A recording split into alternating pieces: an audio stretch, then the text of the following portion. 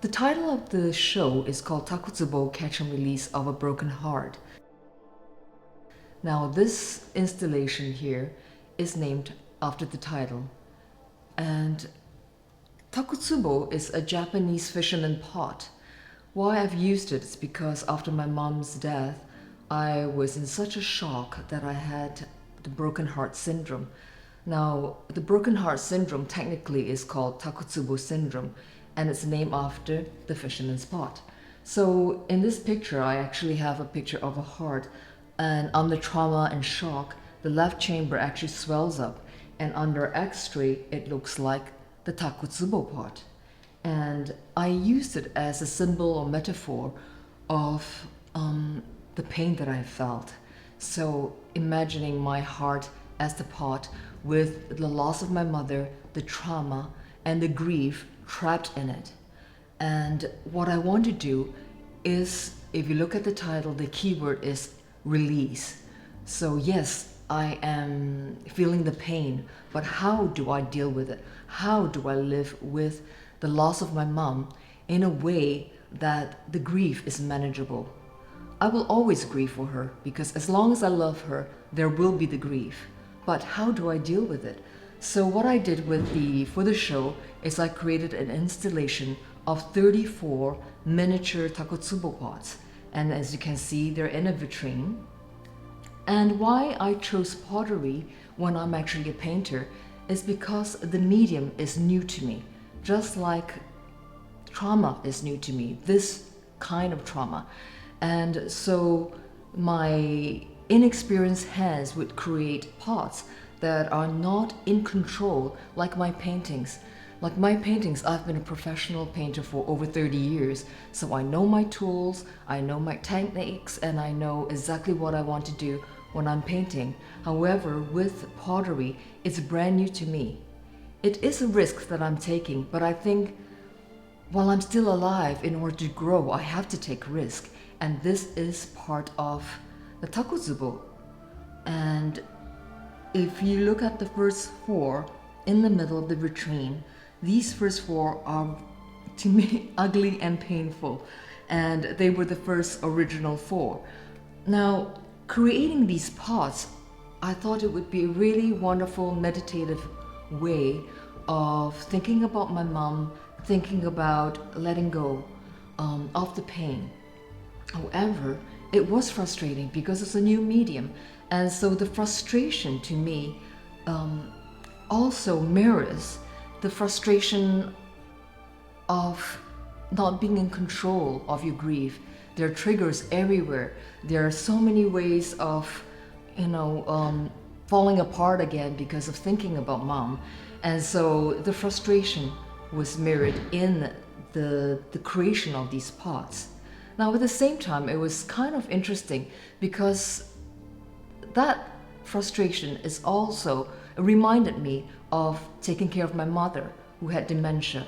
So for the last, 10 years, she was no longer the same person, and it was very hard to make decisions for her because I would doubt myself. Am I making the right decision? Am I doing the right thing for her? And so that is also reflected in the creation of these pots, because I could take a course on making pots from wheels, but what I wanted is to show the quality of a novice struggling with the material. And that is what is important to me, to show my vulnerability and to show my struggle. And so from these pots, from the beginning where they are really crude and ugly, they eventually grow into recognizable pots. And to me, that shows the healing, that shows the progression of a person who is willing to dedicate the time to get better.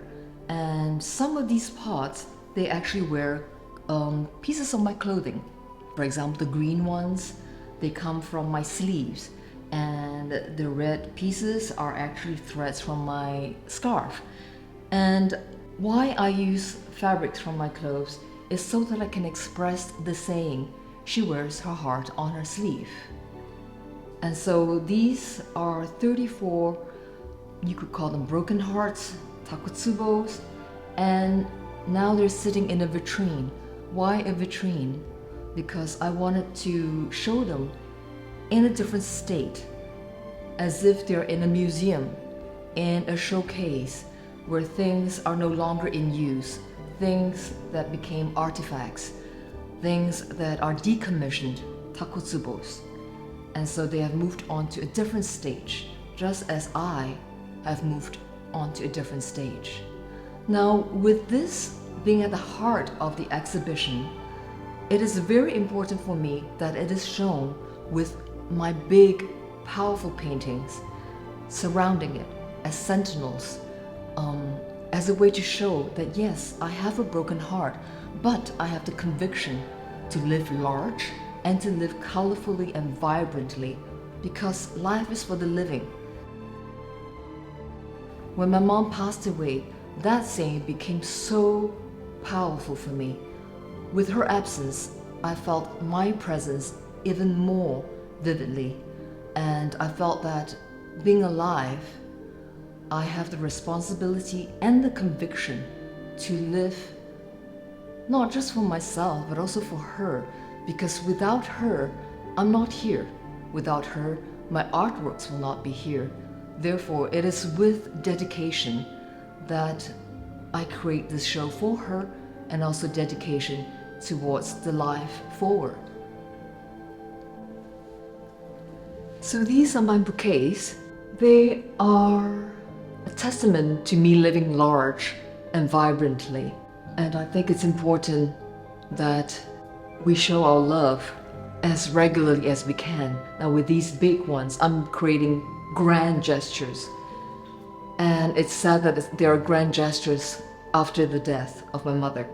So that's why I created several smaller pieces. And those smaller pieces are called little offerings, because I think it's important that we offer our thanks, our love on a regular basis, even if it's in small dosage. It's better than not doing it at all.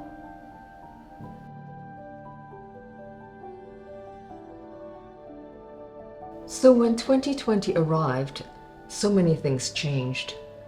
COVID, racism. Even in Victoria, I was yelled at on the streets, people telling me to go home. So it was a difficult time. And what I did was I just focused on painting. I wanted to create paintings that offer me a space to escape to, a beautiful place. So throughout my life, when I paint, it's always been with the conviction and the concentration on painting something that's uplifting. Concentrate on the positive, because we are surrounded by many negative things if we look around. So therefore my paintings are a window to a happier place. And then I lost my mother, and that was a very difficult experience. I stopped painting for a while, but I knew that eventually I will return to it, because it is what gives me solace. And the first painting I created was called The Great Calm, wishing my mom a final arrival at somewhere that's calm, that's peaceful. She had a life of illnesses and ups and downs, a very difficult life. Therefore, I really want her to arrive somewhere that's calm and beautiful and peaceful. And several months later, I painted this painting. It's called The Clearing. To me, I start seeing landscapes as a way of expressing the journey in life, with ups and downs, unexpected terrains, paths that we fall upon and we're not sure what to do, where do we go from there. And the way I want to express these ups and downs and foreign terrains, I want them to still be beautiful. I want them to still be lush and full of mystery. And as you can see with my paintings, they are very layered. There are many what I call windows, which are spaces that you can look through to see the underpaint.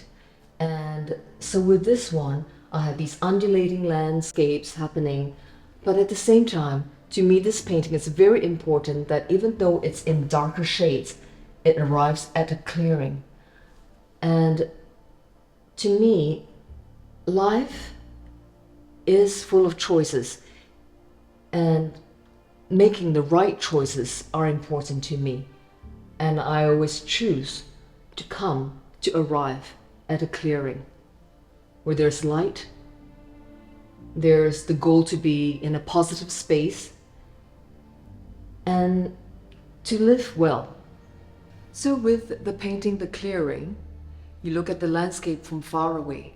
With this trio, which is called Journey in Life, you actually zoom in, you're actually amongst the trees. And naturally, as an abstract painter, my trees are not, recognizable as certain species. These trees are also multifaceted. As you can see, they twist and turn, they have different planes. That again is to show how life is not what we expect. Sometimes things take a turn and life could change quite drastically. So these trees are magnificent, they're big, colorful, and they are, to me, fascinating. And I think that even though changes can be hard, it actually creates a life that is more interesting. And then I have also the planets moving up and down to show temporal changes. So with my paintings, I always start with a very rich base, a stain. And so this is a very good example of seeing through the windows to find out the different history of the stains under the painting. This painting is called Ascension, and it was the last painting I did before I shut down my gallery and the house and left for Europe. Now in 2021, when we were allowed to travel again, my husband convinced me to go to Europe, and I actually said no because I was I felt so comfortable being at home and being in my studio because, for over a year, that was a place of solace, a place where I could create and feel safe during the shutdown, the quarantine and all that. I actually was very happy because I enjoyed solitude. But my husband thought, no, it's time for you to get out of the house, get out of the studio, and travel again. So he got us tickets to Europe, and he went first because he had to work. So I begrudgingly shut down everything, but before then I painted this. Now it's called Ascension because I imagined myself being on the plane, looking down on clouds, on land, and also I wanted to have a feeling of lifting off and to feel lighter again. And I think that it's not just my sense of lightness, not just me rising above, but also my mother, wishing her, a lighter presence now. If she is out there, I want her to feel light. And a week into my holiday, I was still kind of, like, I don't really want to be here. But my husband knew what I needed. And so by the second week, I started to feel, I felt lighter. And I start remembering and also feeling the happier version of myself and also my husband. And I think that the pandemic had a way of closing us in. My world became smaller and smaller. It shrank. And so it was a wonderful time to be in Europe, to remember what it was like to have a passion for traveling. And I think that